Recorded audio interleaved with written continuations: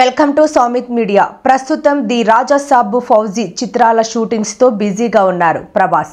వీటి తర్వాత సందీప్ రెడ్డి వంగా దర్శకత్వంలో తెరకెక్కనున్న స్పిరిట్ షూటింగ్ లో జాయిన్ కాబోతున్నారు. ఈ సినిమా ఫిబ్రవరిలోనే మొదలవుతుందని వార్తలొచ్చాయి. తాజా సమాచారం ప్రకారం మేలో సెట్స్ మీదకెళ్లనుందని తెలిసింది. ప్రస్తుతం ప్రీ ప్రొడక్షన్ పనులను పూర్తి చేసే పనిలో దర్శకుడు సందీప్ రెడ్డి వంగా బిజీగా ఉన్నారని చెబుతున్నారు. ఈ సినిమాలో ప్రభాస్ పవర్ఫుల్ పోలీస్ పాత్రలో కనిపించనున్నారు. పోలీస్ జానర్ చిత్రాల్లో ఇప్పటి వరకు రాని వినూత్నమైన కాన్సెప్ట్ తో దర్శకుడు సందీప్ రెడ్డి వంగా స్క్రిప్ట్ ను సిద్ధం చేస్తున్నారని తెలిసింది.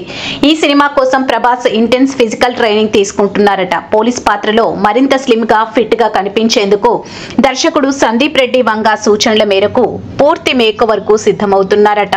పోలీస్ కథలకు సరికొత్త నిర్వచనంలా ఈ సినిమా ఉంటుందని చిత్ర వర్గాలు ధీమా వ్యక్తం చేస్తున్నాయి.